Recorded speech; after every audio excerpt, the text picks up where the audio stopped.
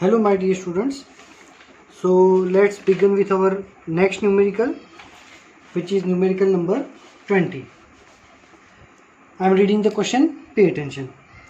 Two charge conducting spheres of radius A and B are connected to each other by a wire. Let's visualize the problem. You have two spheres and both the spheres are having radius A and B. Radius are A and B, that means both the spheres are having different size, क्योंकि दोनों का radius अलग अलग है. ठीक है, मतलब एक छोटा हो सकता है, बड़ा हो सकता है. They are connected by using a wire. What is the ratio of electric field at the surface of the two spheres?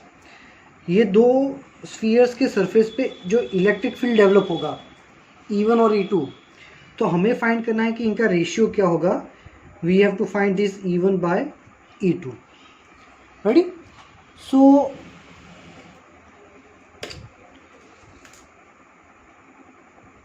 There is one important rule, very very important rule. इसको अच्छे से समझना. When two spheres are connected with wire or connected by physical contact, मतलब ऐसे wire से connect किया हो या फिर ऐसे एक दूसरे को फिजिकल कनेक्शन दे दिया हो, और connected by physical contact. And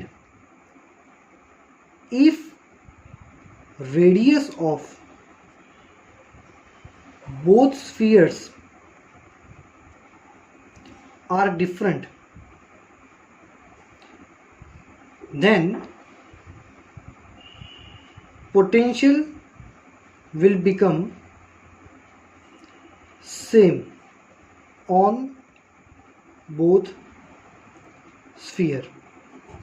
this concept is most IMP. आपके पास दो स्फीयर हैं. ये रूल कब अप्लाई होगा? अगर दोनों का रेडियस अलग अलग है तो, दोनों के शेप साइज अलग अलग है तो. If both the spheres are having different radius and if they are connecting by wire, then what will happen? Charge transfer होगा. इसका चार्ज यहाँ पे और इसका चार्ज यहाँ पे, दोनों चार्ज एक दूसरे के यहाँ वहाँ जाएंगे. ये चार्ज ट्रांसफर की फिनोमिना कब तक चलेगी? जब तक दोनों के पोटेंशियल सेम नहीं होते तब तक. जब तक दोनों के पोटेंशियल सेम नहीं होते तब तक ये प्रोसेस चलेगी. Ready? Okay. So now we can say potential of both the spheres are same. अगर दोनों की रेडियस सेम होती तो, अगर दोनों की रेडियस सेम है तो चैप्टर नंबर 1, दोनों में चार्ज डिस्ट्रीब्यूट तो होते ही, इसका चार्ज यहाँ पे और इसका चार्ज यहाँ पे, लेकिन कितना चार्ज हो जाएगा यहाँ से वहाँ? जब तक दोनों के चार्ज सेम नहीं हो जाते तब तक. चैप्टर 1 में हमने ये देखा था कि अगर दोनों स्फीयर की रेडियस सेम है तो दोनों में इक्वल चार्ज डिस्ट्रीब्यूट होगा, और दोनों की रेडियस अलग अलग है तो दोनों के पोटेंशियल सेम होंगे. Now potential at this surface. अब मान लो कि वी कैन से कि इसका चार्ज वहाँ पे और इसका चार्ज यहाँ पे चार्ज डिस्ट्रीब्यूट हो गया, और फाइनली इसके ऊपर चार्ज है Q1 और इसके ऊपर चार्ज है Q2. So we can say potential of this sphere KQ1 by A is equal to KQ2 by B. K cancels, so Q1 by Q2 is equal to A by B. ये एक formula हमें मिला. But हमें तो क्या find करना था? दोनों के इलेक्ट्रिक फील्ड का रेशियो फाइंड करना था. सो इसको बॉक्स बना देंगे, इसका हम यूज करेंगे पूरे न्यूमेरिकल में. चलो. So even electric field at the surface of this sphere. तो इलेक्ट्रिक फील्ड का फॉर्मूला क्या था? KQ1 bye R². आर की जगह हमारा रेडियस हो जाएगा A. सेम इसका रेडियस है B, तो उसका इलेक्ट्रिक फील्ड हो जाएगा E2 is equal to KQ2 bye B². और हमें जो फाइंड करना है वो क्या फाइंड करना है, दोनों का ratio. So E1 by E2 is equal to KQ1 by A square divide by KQ2 by B square. So E1 by E2 is equal to KQ1 upon KQ1, ये ऊपर चला जाएगा और ये नीचे आएगा। So KQ1 B square into A square KQ2। So K cancel. So क्या बचा, E1 by E2 is equal to Q1 B square by Q2 A square. अब यहाँ पे हम यूज करेंगे फॉर्मूला ये वाला कि भाई Q1 और Q2, Q1 बाय Q2 की जगह क्या लिख सकते हैं, A by B। So E1 by E2 is equal to Q1 by Q2 की जगह लिखो A by B into B square by A square. तो A cancel, B cancel. So finally we are getting the answer. मैं answer नीचे ही लिख देता हूँ ताकि दिखे आपको। E1 by E2 is equal to क्या मिला हमें, B बाय A। ये जो हमें प्रूफ करना था कि दोनों का रेशियो क्या होता है, E1 बाय E2, तो ये दोनों का रेशियो होता है। ठीक है, नाउ यही क्वेश्चन में पार्ट बी है। सो पार्ट बी में क्या है, चलो देखते हैं। यूज द रिजल्ट, ये रिजल्ट का हमें यूज करना है and obtain to explain why charge density on the sharp and pointed ends of the conductor is higher than on its flatter portion। मतलब मान लो कि आपके पास ऐसा स्फीयर है और एक स्फीयर ऐसा है, चोंच जैसा। सो वी कैन से ये जो पॉइंट वाला स्पेस है ना, तो यहाँ पे हमें अकॉर्डिंग टू क्वेश्चन फाइंड करना है कि यहाँ पे बहुत सारे चार्जेस होंगे। मतलब कि यहाँ पे जो सरफेस चार्ज डेंसिटी है सिग्मा वो हाई होगी compare to this flatter portion. ऐसा क्यों होता है ये हमें प्रूव करना है। चलो फॉर दैट मान लो कि हमारे पास दो स्फीयर हैं। एक मान लो ये है सिग्मा 1 और ये है सिग्मा 2, ठीक है। और ये वाला स्फीयर है ना पूरा पॉइंट वाला है। सो सिग्मा 1 बाय सिग्मा 2 क्या होगा, मान लो कि इसका रेडियस ए है और ये रेडियस है बी। सो सिग्मा का फॉर्मूला होता है Q by A. So sigma 1 is equal to, इसका चार्ज मान लो Q1 है और यहाँ पे चार्ज है Q2। So sigma is equal to Q by 4 pi A square और सिग्मा 2 की वैल्यू डाल दो, ये फॉर्मूला यूज करें Q by 4 pi B square. ये ऊपर जाएगा ये नीचे आएगा। So sigma 1 by sigma 2 is Q1 into 4 pi B square into Q2 4 pi A square. 4 pi cancel. So sigma 1 by sigma 2 is equal to Q1 by Q2 into B square by A square. So sigma 1 by sigma 2 is equal to, अब यहाँ पे हम formula conclusion use करेंगे ये वाला कि Q1 by Q2 की जगह मैं क्या लिख सकता हूँ, a by b into B square by A square. So a cancels, b cancel. So here we are getting sigma 1 by sigma 2 is equal to remaining is b by A. So sigma 1 into a is equal to sigma 2 into b. तो यहाँ पे हमें क्या मिला, यहाँ पे ये मिला कि दोनों रेडियस, एक फ्लैट पोर्शन वाला है और एक जो है पॉइंट वाला है, रेडी। बट दोनों के सिग्मा और रेडियस का मल्टीप्लीकेशन सेम है। इसका सिग्मा 1 इंटू ए करो और इसका सिग्मा 2 इंटू बी करो, सेम मिला। मतलब किसी भी सरफेस का सिग्मा और रेडियस ऑलवेज क्या रहता है, कांस्टेंट। मतलब अगर किसी का रेडियस ज़्यादा है तो सिग्मा कम हो जाएगा और किसी का रेडियस कम है तो सिग्मा ज़्यादा हो जाएगा। तो यहाँ से ये कंक्लूजन पे हम बता सकते हैं कि यहाँ पे ऐसा बोला है क्वेश्चन में कि charge density on the sharp and pointed and, sharp और पॉइंटेड एज जो होती है ना, पॉइंटेड एंड, उसका डिस्टेंस कम होता है, तो उसका सिग्मा ऑटोमेटिकली बढ़ जाएगा। रेडी? सो यहाँ पे हमें जो डिराइव करने के लिए बोला है वो ये लिखेंगे कि sharp and pointed ends of conductor are having small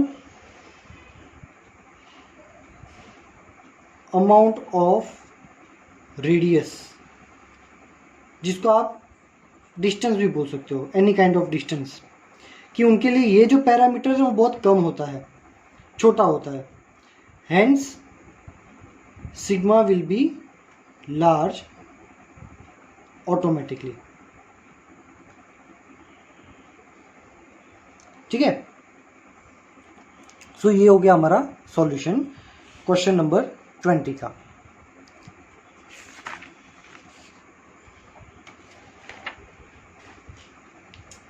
next है, ये न्यूमेरिकल थोड़ा है बहुत इजी, बट कंसेप्ट्स आपको सारे समझ में पता होनी चाहिए। सम number 21, two charges minus q and plus q are located at the points 0 0 minus a and 0 0 a। आगे के दो जीरो है, मतलब x जीरो है, y जीरो है और z एक्सिस गिवन है। सो हम यहाँ पे ड्रॉ करेंगे, ये z एक्सिस है और ये तुम्हारा है ओरिजिन। भाई ये कंसेप्ट भी तुम बताना भूल गया प्रीवियस न्यूमेरिकल का, याद रखना ऑलवेज जहाँ पे शार्प और पॉइंटेड एजेस होते हैं ना, वहाँ पे चार्ज ज़्यादा स्टोर होते हैं compare to the flatter portion, तो यहाँ पे चार्ज डेंसिटी ज़्यादा ही होगी। ठीक है? कॉम्पिटिटिव एग्जाम में सीधा कंसेप्ट का यूज़ करोगे ना तो शॉर्ट में कंप्लीट हो जाएगा, बट ये उसकी प्रूफ है, हमें सीधा कंसेप्ट याद रखना है। चलो, सो ये हमारा z एक्सिस है, ये z एक्सिस हो गया प्लस z और ये हो गया minus z। Two charges minus q and plus q are located at the point 0 0 minus a, मतलब यहाँ पे हमारा चार्ज है माइनस क्यू, क्योंकि ये डिस्टेंस डायरेक्शन के साथ माइनस है, एंड यहाँ पे प्लस ए डायरेक्शन डिस्टेंस पे हमारे पास है प्लस क्यू चार्ज। ओके, सो जो क्वेश्चन में केस दिया है उसका विजुअलाइजेशन एक्सप्रेशन ये है। फाइंड क्या करना है, what is the electrostatic potential at the point 0 0 z and x y 0। चलो, सो हमें ए में फाइंड करना है पोटेंशियल एट 0 0 z। मतलब एक पॉइंट है जो इतने डिस्टेंस पे, z एक्सिस पे इतने डिस्टेंस पे है, तो हम मान लेते कि वो डिस्टेंस ये रहा और वो पॉइंट है P। तो पूरा जो डिस्टेंस है वो डिस्टेंस ओरिजिन से यहाँ पे हुआ इतना z डिस्टेंस। यहाँ पे पोटेंशियल कितना होगा वो हमें फाइंड करना है। So we know that potential at point P Vp। ठीक है? चलो, तो P पे कौन कौन पोटेंशियल लगाएगा, एक इसका पोटेंशियल लगेगा, इसका भी पोटेंशियल लगेगा। माइनस क्यू का पोटेंशियल क्या होगा, फॉर्मूला यूज होगा यहाँ पे V इज इक्वल टू के क्यू बाई आर, के क्यू, और यहाँ से ये डिस्टेंस, तो कितना हो जाएगा वो डिस्टेंस। देखो अगर डायरेक्शन के साथ अगर देखने जाओगे ना तो ये सिर्फ डायरेक्शन है, बाकी वैल्यू तो होगी a, ये डिस्टेंस हो गया a और ये हो गया z, तो यहाँ से P पॉइंट का डिस्टेंस हो गया z प्लस a, प्लस इसका पोटेंशियल के क्यू, ये डिस्टेंस कितना होगा, ये z ये a, तो ये छोटा सा डिस्टेंस हो जाएगा z माइनस a, तो ये हो गया z minus a। So v of p क्या होगा भाई, के क्यू कॉमन निकाल दो तो बचा -1/z plus a plus 1/z minus a। Ready? अब इसको यहाँ पे मल्टीप्लाई करो तो क्या हो जाएगा, -z plus a plus z plus a by z square minus a square. So यहाँ पे plus z minus z cancel, so is equal to के q 2a/z square minus a square. Ready? चलो, so 2a मतलब ये पूरा distance between two poles, ये भी a और ये a, तो टोटल कितना हो गया 2a। मैं अगेन कह रहा हूं कि ये सिर्फ डायरेक्शन है, बाकी टोटल डिस्टेंस तो 2a ही होगा। So 2a into q, 2a into q क्या हो गया, dipole moment. So k p by z square minus A square, इतना पोटेंशियल है पॉइंट पी पे। रेडी? चलो, दूसरा हमें पोटेंशियल क्या फाइंड करना है, कहाँ पे फाइंड करना है? सो दूसरा हमें फाइंड करना है कि एक पॉइंट है एक्स वाई जीरो पे, potential at X Y zero, मतलब एक ऐसा पॉइंट जो एक्स और वाई लोकेशन के दोनों में है, यूं। अब कंसीडर करो तो मान लो कि यहाँ से एक एक्सिस ड्रॉ करते हैं, तो ये है आपका एक्स एक्सिस। अब एक्स ये है, जेड ये है, तो ऑब्वियसली वाई होगा ये पेन, ये वाला, ये हो गया वाई। सो आपका जो ऑब्जेक्ट है वो एक्स वाई प्लेन पे है, तो एक्स और वाई का कंसीडर करो तो यहाँ पे कहीं पे तुम्हारा ऑब्जेक्ट जो है वो बनेगा, यहाँ पे मान लो ऐसे हवा में, ठीक है। तो वो जो भी पॉइंट होगा, वो जो पॉइंट है, यहाँ पे मैं डायग्राम एक्सप्लेन करता हूँ फिर से, एक्स वाई एंड जीरो, तो एक्स ये है, जेड ये है, वाई ये होगा, तो एक्स और वाई दोनों के बीच में तो यहाँ पे कहीं पे पॉइंट होगा, ऐसा हम मान लेते हैं। तो वो जो पॉइंट है, वो पॉइंट हमारे डायपोल के परपेंडिकुलर होगा, डायपोल के क्या होगा, परपेंडिकुलर, ठीक है। तो डायपोल के परपेंडिकुलर है तो वहां पे पोटेंशियल ऑलवेज कितना होगा, जीरो। तो यहाँ पे रीजन लिखेंगे, X Y zero point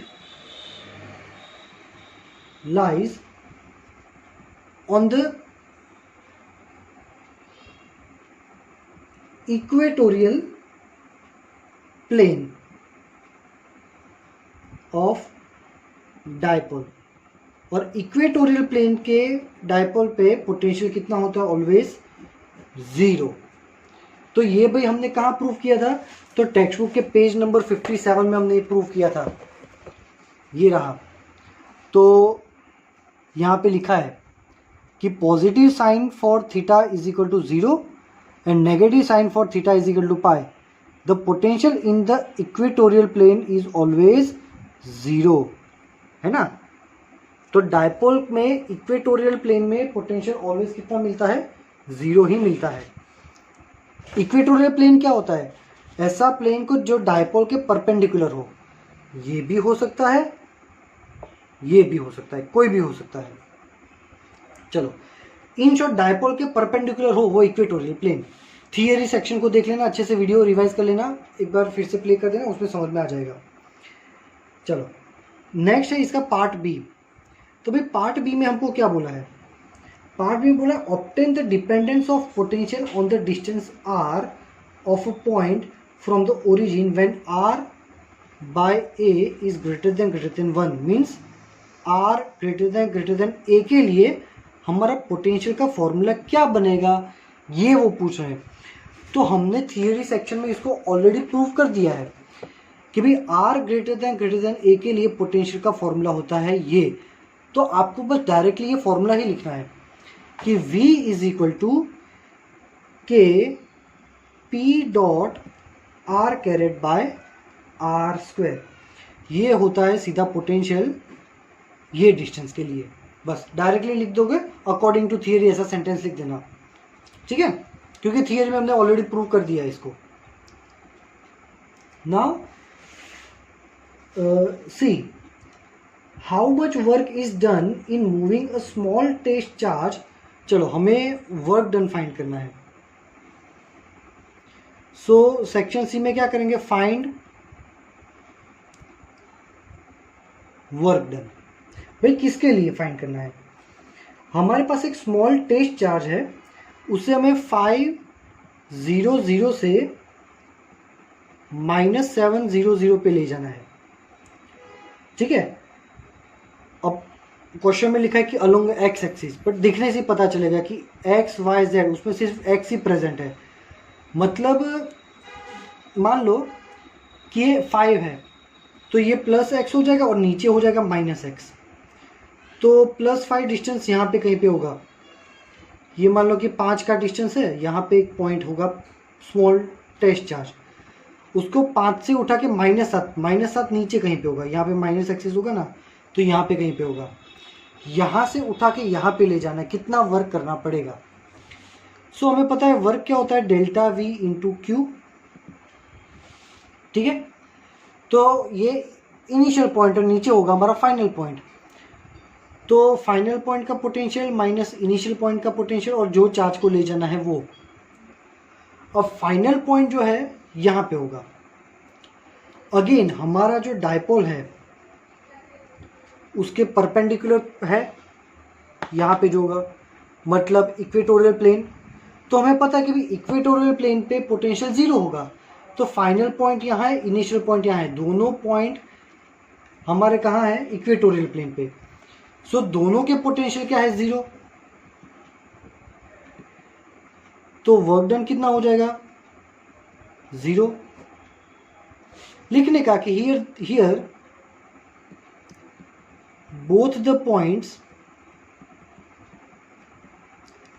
are lying on equatorial plane and फिर लिख देना and at equatorial plane the potential is always 0। ठीक है, वो यहाँ पे हमने लिख चुके कि इक्वेटोरियल प्लेन पे पोटेंशियल कितना होता है, 0 होता है। ठीक है, चलो नेक्स्ट न्यूमेरिकल नंबर 22। चलो टेक्स्ट में कोई डायग्राम दे रखा है, मैं देख लेता हूँ।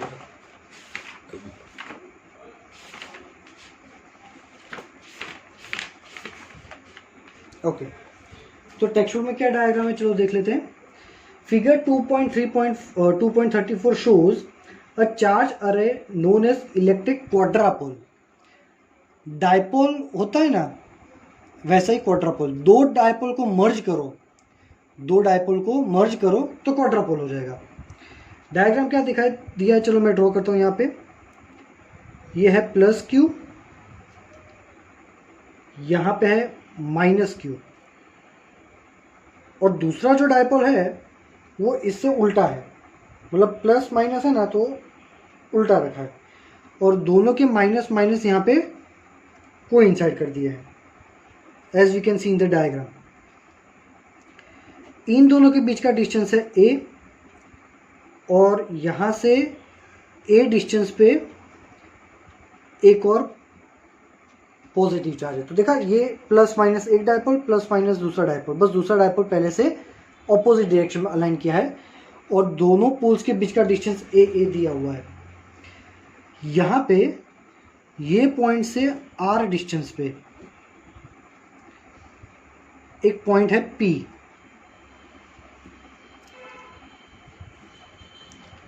फाइंड क्या करना है, find the for a point on the axis on the quadrupole obtain the dependence of potential on r।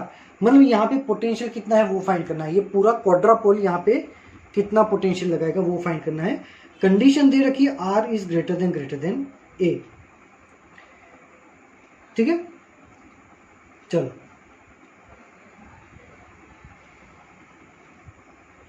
लिखा है contrast your results with that due to an electric dipole and an electric monopole. मतलब इसका जो result आएगा उसको आपको compare करना है कि डायपोल सिर्फ एक डायपोल से हमने जो पोटेंशियल फाइंड किया था वो पोटेंशियल, इसका पोटेंशियल और सिंगल चार्ज का पोटेंशियल, तीनों में क्या डिफरेंस क्या है वो भी हमें चेक करना है। चलो पहले तो ये पॉइंट पे हम पोटेंशियल देखेंगे। तो भाई potential at point P, P point पे कौन पोटेंशियल लगाएगा? एक तो इसका पोटेंशियल लगेगा K Q by A plus R, ठीक है। चलो प्लस इसका पोटेंशियल लगेगा के माइनस क्यू बाय आर, पर एक और है यहाँ पे K minus Q by R plus K Q by R minus A. चलो so K Q upon are plus A, ये प्लस माइनस माइनस हो जाएगा, K Q by R minus K Q by R plus K Q by R minus A. So क्या बचा? K Q upon are plus A minus 2 K Q by R plus K Q by R minus A.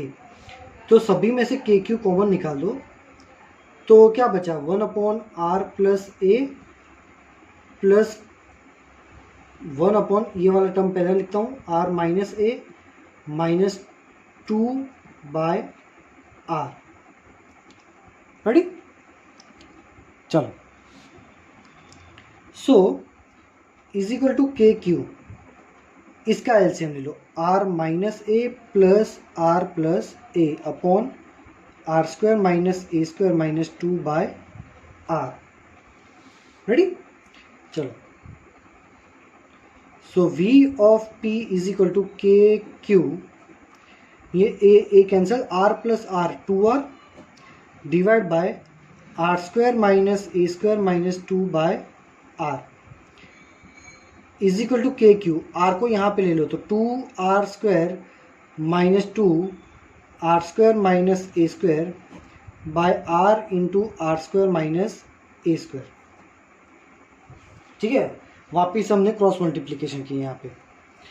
So is equal to के Q 2r square minus 2r square plus 2a square by R into R square minus A square. तो ये cancel, so बचा क्या? K Q 2a square by R into R square minus A square. अब यहाँ पे हमने condition दे रखी है कि भाई r is greater than A, मतलब r बहुत बड़ा है, a बहुत छोटा है। So we can neglect a because r is greater than a। तो ये वाला जो टर्म है उसमें से अगर हम a को नेग्लेक्ट कर दें, तो a को नेग्लेक्ट करने से क्या मिलेगा हमें? इज इक्वल टू के क्यू 2a स्क्वायर, और a को नेग्लेक्ट करो तो r इंटू आर स्क्वायर मतलब r क्यूब। रेडी? सो ये हमारा आंसर हो गया। अभी इसको चाहे तो और थोड़ा आप वो कर सकते हैं, थोड़ा ज़्यादा सिंप्लीफाई कर सकते हैं, जैसे कि 2aq क्या हो जाता है? p। तो देखो k एज इट इज़ 2, एक a यूज़ कर लेते हो और q मतलब p, तो भी हमारे पास क्या होगा? एक a बचेगा बाय आर क्यू। तो ये हो गया हमारा total potential due to quadrupole. ये क्या मिला हमें? Potential due to quadrupole. अब हमें इसको रिलेट करना है कि भाई इसमें और बाकी सब में क्या डिफरेंस है। तो क्वाड्रापोल का जो भी फॉर्मूला मिला पोटेंशियल का, उसमें k constant, p constant, a constant, तो ये जो पोटेंशियल है वो 1/r क्यूब को फॉलो करता है। ये अकॉर्डिंग से ये फॉर्मूला चलेगा। डायपोल के लिए पोटेंशियल क्या था? Potential due to dipole. भाई डायपोल का पोटेंशियल क्या था? तो डायपोल का पोटेंशियल मैंने अभी आपको प्रीवियस लेक्चर में बताया था कि डायपोल का पोटेंशियल था k p dot r by R square. मतलब ये पोटेंशियल जो था वो प्रोपोर्शनल टू 1 बाय ये रिलेशन को फॉलो करता था। और सिंगल चार्ज का जो है, सिंगल चार्ज का पोटेंशियल होता था KQ/R, वो प्रोपोर्शनल टू 1/R को फॉलो करता है। सो यहाँ पे पोटेंशियल की 3 अलग अलग फॉर्मूला हो गई। क्वाड्रापोल ये रिलेशन से चलेगा, डायपोल का पोटेंशियल ये रिलेशन से चलेगा, और सिंगल चार्ज का पोटेंशियल ये रीजन से, ये फॉर्मूला के अकॉर्डिंग चलेगा। ठीक है, तो आज के लेक्चर में यहीं तक रखते हैं। If you are having any doubt you can ask me in the message section. Thank you very much students.